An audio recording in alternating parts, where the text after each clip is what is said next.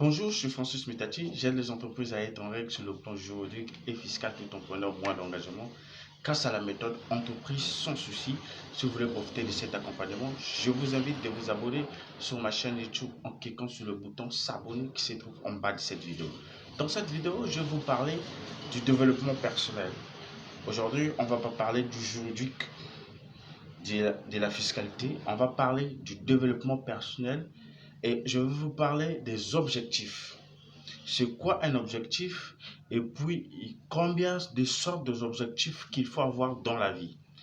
Vous devez savoir qu'avant de rentrer dans le vif du sujet, j'aimerais d'abord vous définir ce qu'est le développement personnel. Le développement personnel, c'est quelque chose qui vous permet, c'est un travail continu qui permet de développer vos capacités.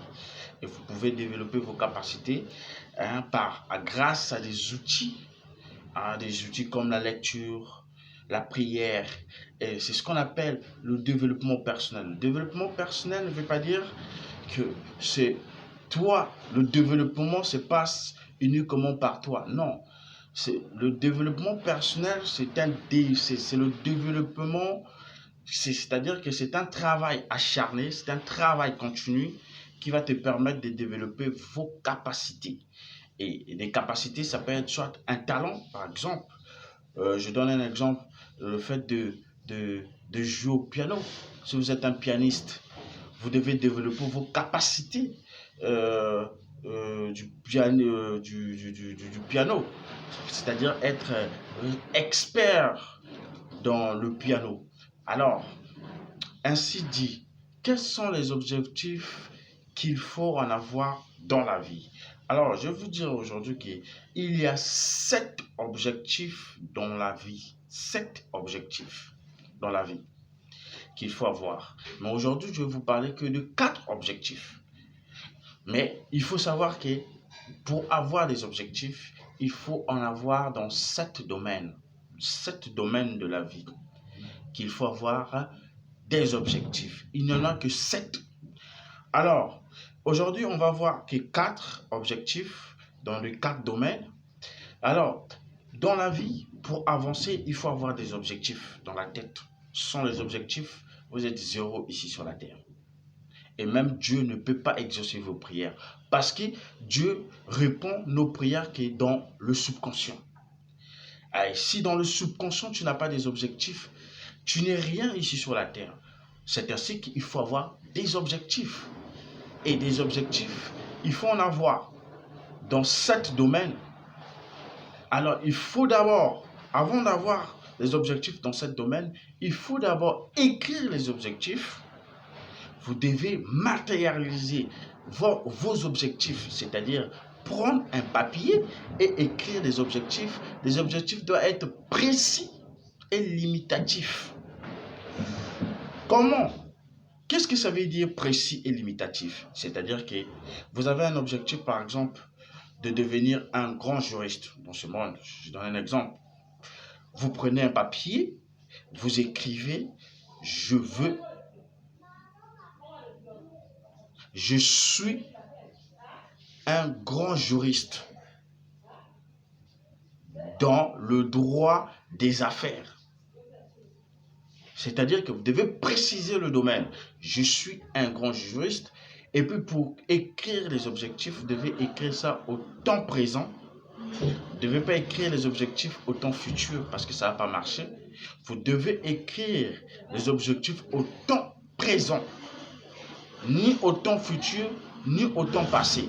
Mais plutôt dans le temps présent que vous devez écrire les objectifs. C'est-à-dire que vous prenez une feuille, vous écrivez « Je suis juriste dans le droit des affaires ». Je suis un grand juriste en droit des affaires en 2023 par exemple. Alors, vous avez vu, vous écrivez « Je suis un grand juriste en droit des affaires en 2023 ». Et cela veut dire quoi? Ça veut dire que vous avez 3 choses. Vous avez des objectifs, vous avez la précision, qui est le droit des affaires. Vous avez la date, ce qu'on appelle la limitation, c'est-à-dire que vos objectifs doivent être limitatifs. Cela va vous permettre de faire sortir le génie qui est en vous, que Dieu a mis en vous. Alors, vous devez savoir que les objectifs, une fois que vous avez fini de mettre des objectifs, vos objectifs au présent, la précision, la date, à ce moment-là, vous devez avoir 7 objectifs dans 7 domaines. Mais aujourd'hui, on va voir que 4 domaines, il faut avoir des objectifs. Nous avons par exemple des objectifs de carrière. Dans les objectifs de carrière, vous pouvez écrire par exemple, je suis un grand juriste en droit des affaires en 2020, en 2021, en 2022, en 2023, en 2024, en 2025, ça dépend. Ne prenez pas les dates antérieures, mais prenez le date du futur, c'est-à-dire en 2023, en 2024, en 2025. Ça, ce sont ce qu'on appelle les objectifs de carrière. Il y a ce qu'on appelle les objectifs de santé. Alors, les objectifs de santé, c'est quoi? Les objectifs de santé vont vous permettre d'être en forme, en pleine forme. C'est-à-dire qu'il d'avoir un régime alimentaire qui va vous permettre d'être en forme tous les jours. Si par exemple, dans vos objectifs de santé, vous avez par exemple, il faut faire le sport, alors vous devez faire le sport. Je suis en bonne santé en 2020. Ou bien je suis en bonne santé en 2021, 22, 23, 24. Alors, vous remarquez que dans des objectifs, dans tout ce que je viens de citer là, il y a des objectifs de carrière et des objectifs de santé. Il y a aussi des objectifs financiers. Vous êtes ici pour exprimer la volonté de Dieu. L'or et l'argent appartiennent à Dieu. Alors, vous êtes ici pour exprimer cela. Ça veut dire que vous avez des objectifs, vous avez besoin des objectifs financiers.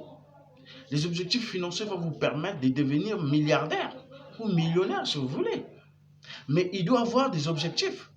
Parce que Dieu ne donne pas, c'est-à-dire que l'univers ou bien Dieu ne répond pas à nos prières juste en hasard ou au hasard comme ça. Dieu répond à nos prières par nos objectifs. Donc c'est-à-dire que vous devez avoir des objectifs financiers. Je suis milliardaire en euros et puis vous devez donner la devise de votre monnaie. Je suis milliardaire en dollars en 2025 par exemple. Ça, c'est un objectif financier. Nous avons l'objectif des objectifs éducationnels. Les objectifs éducationnels, c'est par exemple le fait d'apprendre une langue. Vous devez en avoir, c'est-à-dire qu'il y a des objectifs, c'est-à-dire que dans une année, vous pouvez faire une formation pour ajouter une connaissance dans votre CV, par exemple. C'est très important. Alors, je vous réserve la suite dans la méthode entreprise sans souci ou bien dans la méthode esprit riche. Alors, si vous voulez savoir plus, posez-moi des questions dans la description de cette vidéo ou soit m'appeler par mail. Mes contacts sont affichés. Je vous invite aussi à cliquer dans la description de cette vidéo. Vous allez retrouver nos formations sur comment licencier un salarié sur un CDI et comment espérer les indemnités en cas d'un licenciement abusif. Merci.